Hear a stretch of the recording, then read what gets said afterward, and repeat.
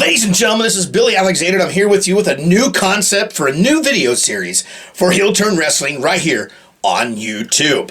Now, just to get this out of the way, this is my show, my thoughts, my opinions. What I say goes, how it's said, oh fucking well, that's how it happens. So there you go right there. Explicit language to be used. Ladies and gentlemen, I have a concept. I'm going to do a 10-minute video series right here, and every single time I come on, it's going to be something different each and every single time. That's the best part about always keeping everything fresh. So here we go. What if, you ready? What if, here's the first one. What if Mr. T would have no-showed WrestleMania 1?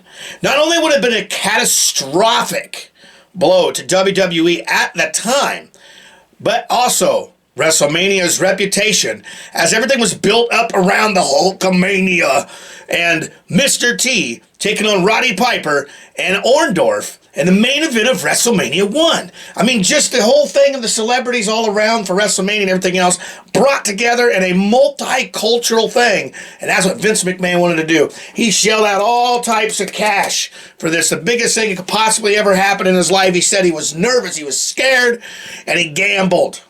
The biggest gamble of his life. But if Mr. T would have no-showed, not only would it have hurt WWE, it would have hurt the reputation of WrestleMania possibly never even happening, or any celebrity to come into WrestleMania for years to follow, guys. Think about that. All the celebrities have been in there.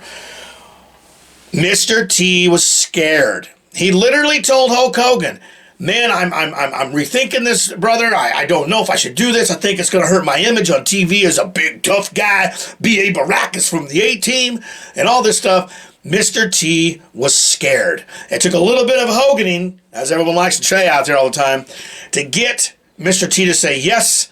Thus, the main event happening went into WrestleMania 1.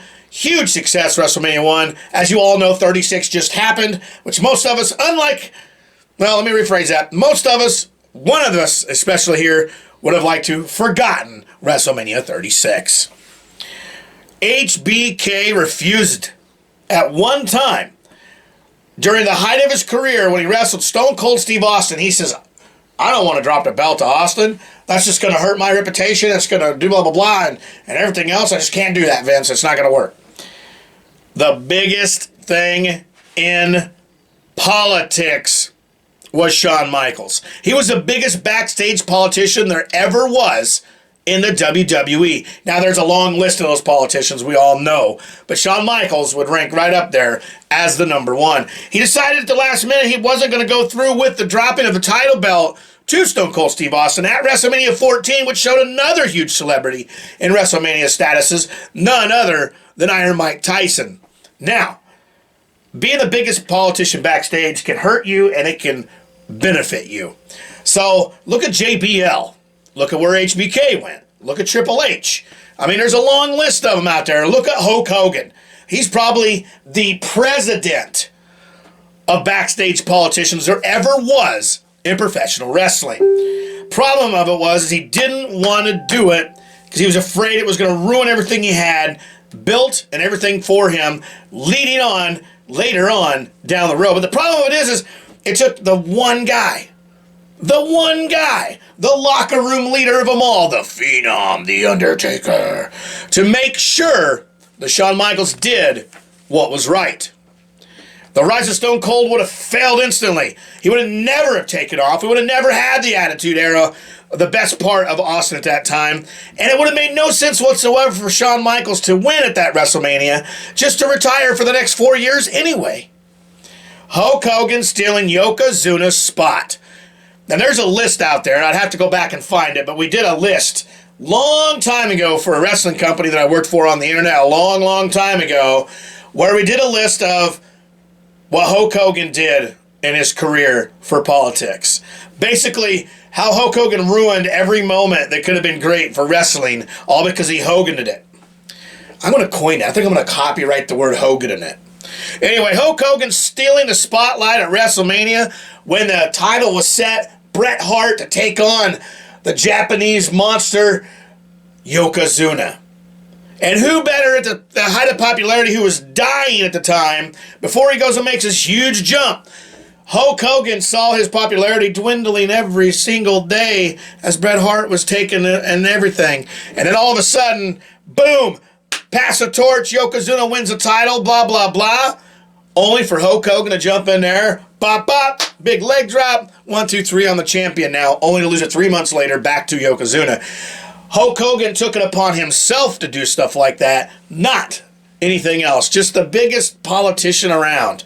I'm telling you, 23-second victory. I know there's a shorter one than that. I believe it was Daniel Bryan losing to Sheamus at WrestleMania. But that set up Daniel Bryan's huge rocket ship ride through the WWE. If WrestleMania 1 would have flopped, guys, I mean, think about it. Mainstream culture from all over the place. Sports, news, politics, comedians, anything you can think of was put in this deal. Biggest thing ever. So if WrestleMania would have flopped, not only would Vince McMahon probably not be around today, we probably wouldn't have WWE TV as we speak right now. It was the biggest money gamble of the McMahon's life. Guys, I'm telling you, that's a lot of monies. Can you see it? I'm hoping it pop on the screen there. We'll see when I edit this all together, huh? Anyway, if it would not have happened, the wrestlers would have scattered back to territories. We'd have territorial wrestling all over again, all over the states and everything. The best time in wrestling at that time was territorial wrestling. And I wish a lot of those territories still worked around this area today. So there's a lot of young and hungry guys out there that would love to work those type of shows. I've been to a few of them in Tennessee. It's quite humbling to see the difference in wrestling and wrestling styles and stuff in certain areas and stuff like that. So all them guys and girls would have jumped right back in the territories. We'd have huge wrestling companies all over the place. We would have had no WWF. Would have never just come into its own. I mean, think about it. There'd been no Hulkamania. There'd have been no Attitude Era. No Monday Night Wars. I mean, there's a lot of things that could have happened here. WrestleMania 1 would have flopped. We all could have been sitting in the dark ages. I mean, it would have been a pandemic of what to watch on TV at that time. Guys, this is a quick what if, whatever, quick thought, quick thinks, quick edit, done everything else, trying to figure some things out and all that stuff. And I just wanted to see how it tests the waters a little bit. I'm doing some research. I'm looking into some of the older stuff back in the day. And I want to bring an episode up about one of those feuds from back in the day. That could be maybe the next episode. Stay tuned. Trying to keep these all around 10 minutes or less. And maybe a little bit less this time because it is the very first show. Anyway, Billy Alexander, Heel Turn Wrestling on Facebook. We're also right here on YouTube. And just before anything else, the music is going to be used by bensound.com so I don't get in trouble, and Tusty Blue Mike and everything else and all that stuff. And I'm going to put a bunch of stuff on it and see what we come up with pictures. We'll talk to you all later. Have a good day. Don't really know what else to tell you. Fuck off.